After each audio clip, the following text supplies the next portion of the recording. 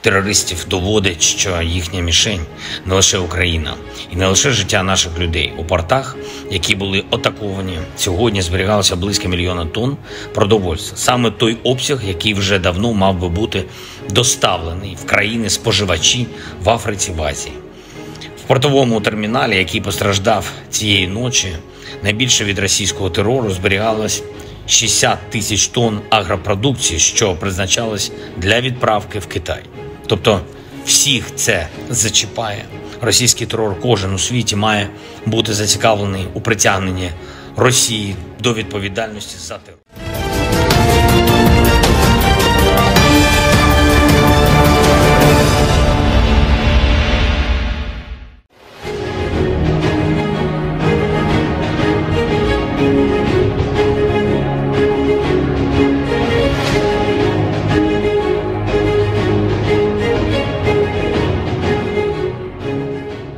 Rusia mulai membabi buta setelah Ukraina gunakan bom klaster yang dilarang oleh 100 negara. Rusia terus mengguncang pasar biji-bijian dunia dengan eskalasi di Laut Hitam, melancarkan serangan udara malam ketiga berturut-turut di pelabuhan Ukraina dan mengeluarkan ancaman terhadap kapal-kapal tujuan Ukraina yang ditanggapi Kiev dengan cara yang sama. Dilansir Reuters pada Jumat 21 Juli 2023, sedikitnya 27 warga sipil dilaporkan terluka dalam serangan udara di pelabuhan Odessa yang membakar bangunan dan turut merusak konsulat Cina. Amerika Serikat mengatakan peringatan Rusia kepada kapal yang melintas di Laut Hitam mengindikasikan Moskow mungkin menyerang kapal sipil. Sinyal bahwa Rusia bersedia menggunakan kekerasan untuk memberlakukan kembali blokadenya pada salah satu pengekspor makanan terbesar dunia membuat harga global melonjak. Moskow mengatakan tidak akan berpartisipasi dalam kesepakatan biji-bijian tanpa persyaratan yang lebih baik untuk penjualan makanan dan pupuknya sendiri. Dewan Keamanan PBB akan bertemu pada Jumat 21 Juli 2023 untuk membahas konsekuensi kemanusiaan dari penarikan Rusia.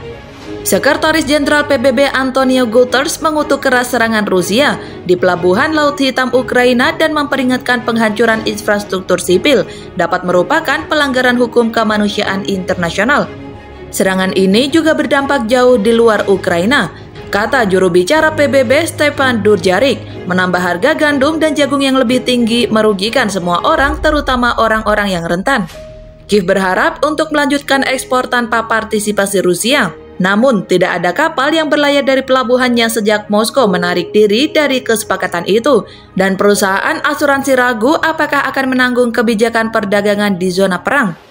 Sejak keluar dari kesepakatan, Moskow telah menghujani rudal 2 kota pelabuhan terbesar Ukraina, Odessa dan Mykolaiv.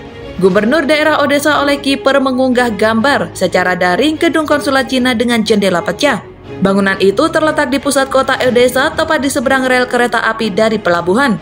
Agresor sengaja menyerang infrastruktur pelabuhan, bangunan administrasi, dan perumahan di dekatnya rusak, kata Kiper di Telegram. Kementerian Luar Negeri Cina mengatakan gelombang kejut ledakan itu merobohkan sebagian dinding dan kaca jendela konsulat.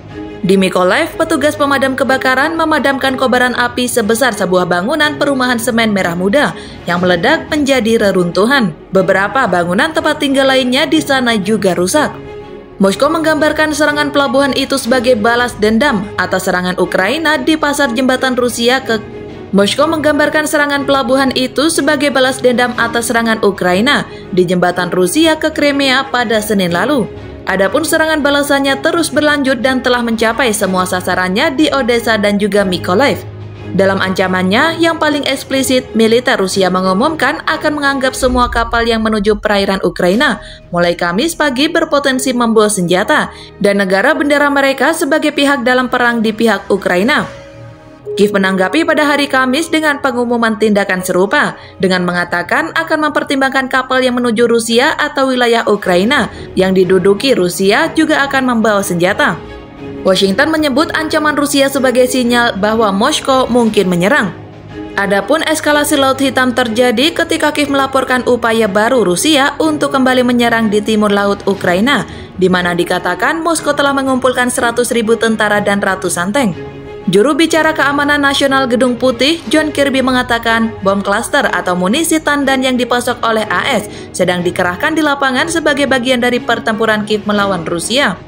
Kami mendapat umpan balik awal dari Ukraina dan mereka menggunakannya dengan cukup efektif, kata Kirby dalam jumpa pers. Dia menambahkan munisi tandan berdampak pada formasi pertahanan dan manuver Rusia. Ukraina telah berjanji untuk menggunakan bom tersebut hanya untuk mengusir konsentrasi tentara musuh Rusia. Banyak negara telah melarang penggunaannya yang berisi puluhan bom kecil yang menghujani pecahan peluru di suatu daerah karena berpotensi melukai warga sipil. Sejak bulan lalu pasukan Ukraina telah bergerak di timur dan selatan, merebut kembali sejumlah kecil wilayah dalam serangan balasan besar pertama mereka sejak tahun lalu. Tapi jalannya lambat dan mereka belum mengambil garis pertahanan utama Rusia.